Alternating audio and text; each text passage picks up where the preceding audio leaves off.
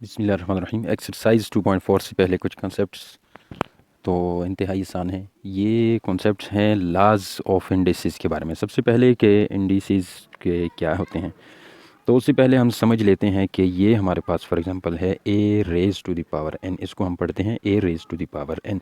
या अगर हमारे पास है 2 रेज टू द पावर 3 या 3 raise to the power 5, 5 raise to the power 2 etcetera. तो ये जो पावर है इसको हम पावर भी बोलते हैं और इसको हम एक्सपोनेंट भी बोलते हैं। और ये जो पावर के नीचे होता है इसको हम कहते हैं कि बेस।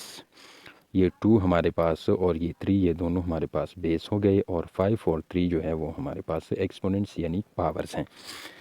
तो अब इनको पावर एक्सपोनेंट एक हम कहते हैं। अब इसके बाद हैं लाज ऑफ एक्सपोनेंट्स या इंडिसेस। इंडिसेस और एक्सपोनेंट्स का मतलब एक ही है। कब इनकी लाज क्या है कि इनको हम कैसे ऐड करते हैं, कैसे सब्ट्रैक्ट करते हैं, या मल्टीप्लिकेशन और डिवीजन के सिचुएशंस में हम पावर के साथ क्या करते हैं। तो हमारे पास हैं ऑलरेडी हम जानते हैं कि लाज ऑफ इंडिसेस या एक्सपोनेंट्स वगैरह जो भी आप लोग कहते हैं इसको।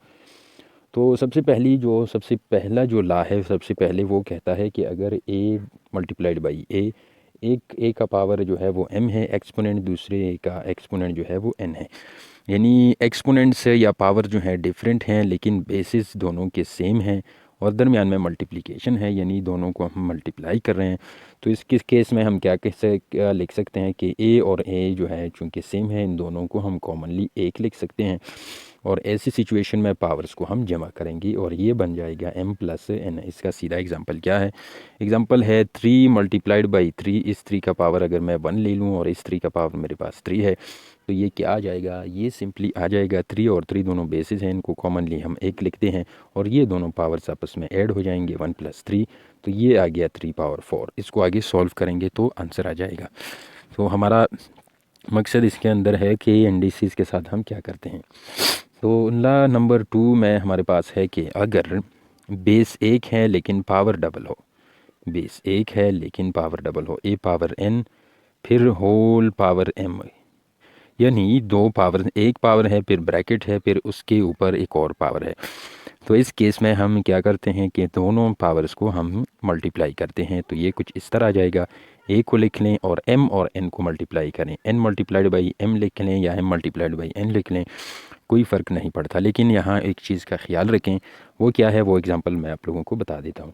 तो अब यहाँ हम क्या करते हैं कि ये 3 पावर 2 है, फिर ब्रैकेट है, फिर बाहर पावर एक और 2, 3 या 4 जो भी है, मैं 3 लगा लेता हूँ। तो ये 3 हो गया, ये दोनों पावर्स आपस में मल्टीप्लाई करें तो ये आ गया हमारे पास 3 पावर, ये 3 पावर 6 बन गया। 2 और 3 को मल्टीप्लाई करेंगे तो ये 3 पावर 6 आ गया। एक बात का ख्याल रखें, अगर यहाँ पे कोई ब्रैकेट नहीं है, कुछ इस तरह है, ये बेस है, इससे छोटा लिखते हैं इसकी पावर को, और इससे भी छोटा अगर इसके ऊपर है, लेकिन जिस तरह ये इसके ऊपर है इसके ऊपर ये है, तो ये दोनों पावर्स आपस में मल्टीप्लाई नहीं होंगे। जिस तरह 2 3 का पावर है, इसी तरह ये 2 इस 2 का पावर है। तो पहले हम इस केस में क्या करते हैं कि पावर के ऊपर पावर को अप्लाई करते हैं, उसके बाद बेस के ऊपर अप्लाई करते हैं। ये 3 अपनी जगह पे रहेगा और इस 2 के ऊपर पावर 2 है, यानी ये 2 पावर 2 है, तो ये 4 आ जाएगा। 2 2 ज़ार 4, या इसकी आप पावर 3 है, इसकी पावर भी 3 आ गई, तो 2 मल्टीप्लाइड बाई 2 मल्टीप्लाइड बाई 3, ये 2 ये 8 आ जाएगा। तो ये 3 पावर 8 टोटली हमारे पास आ गया। तो इस बात का आप लोगों ने ख्याल रखना है। तो पावर नंबर 3 के अंदर, पावर रूल नंबर 3, उसके अंदर क्या है कि अगर दो बेसेस आपस में मल्टीप्लाइड हैं और दोनों का पावर जो है होल पावर हमने लिया है, जैसे a multiplied by B whole power n, यानी दोनों का पावर 1 है, तो इस केस में हम क्या कर सकते हैं कि दोनों को a और b को अलग अलग लिखेंगे। a मल्टीप्लाइड बाई b, दोनों के ऊपर पावर को अलग अलग से अप्लाई कर सकते हैं। या अगर इस तरह अलग अलग से पावर्स के साथ हैं और बेसिस डिफरेंट हैं और पावर सेम है, यहाँ पे बेसिस सेम थे पावर डिफरेंट थे, यहाँ पे फ़र्क क्या है कि बेसिस डिफरेंट हैं और पावर सेम है, तो दोनों को ब्रैकेट में बंद करके इस तरह एज अ होल पावर लिख सकते हैं। तो ये अगर हमारे पास फॉर एग्जांपल यहाँ पे आ गया कि एक्स वाई होल पावर 3, तो इसको हम लिख सकते हैं कि x के ऊपर अलग से पावर मल्टीप्लाइड बाई y के ऊपर अलग से पावर। लेकिन हम ये तब ही अप्लाई कर सकते हैं जब दरमियान में या तो मल्टीप्लिकेशन है या ये एक दूसरे के ऊपर डिवाइडेड हो रहे हैं, x divided by y, y divide by x। तो ये दोनों सिर्फ ये रूल मल्टीप्लिकेशन और डिवीजन के लिए सही है, और एडिशन या सब्ट्रैक्शन के लिए इस तरह हम डायरेक्टली पावर अप्लाई नहीं कर सकते, उसके लिए फार्मूलाज हैं, आप लोग ऑलरेडी जानते होंगे। तो अब बढ़ते हैं लॉ नंबर 4 की तरफ। तो नंबर 4 के अंदर जो है वही सेम रूल अप्लाई किया गया है, सिर्फ फ़र्क ये है कि वो मल्टीप्लिकेशन के लिए था, ये डिवीजन के लिए है। तो नंबर 4 के अंदर फॉर एग्जांपल हमारे पास है a divided by B whole power n। तो इसमें हम क्या कर सकते हैं कि ये पावर a के ऊपर अलग से लिख सकते हैं और b के ऊपर अलग से लिख सकते हैं। फॉर एग्जांपल हमारे पास है 3 डिवाइडेड बाई 4 होल पावर 2। तो इस तरह इस केस में हम क्या कर सकते हैं कि 3 के ऊपर अलग से पावर ले लें, 4 के ऊपर अलग से पावर ले लें, तो 3 स्क्वायर डिवाइडेड बाई 4 स्क्वायर आ गया। तो ये हमारे पास आ गया 9/16। तो ये कुछ इस तरह आ गया। तो नंबर 5 के अंदर है कि अगर ऊपर नीचे बेसिस सेम है, फॉर एग्ज़ाम्पल अगर यहाँ पे है a डिवाइडेड बाई a, लेकिन इसका पावर जो है n है और इसका पावर m है, तो हम क्या कर सकते हैं कि दोनों बेसिस को हम कॉमनली एक लिख सकते हैं।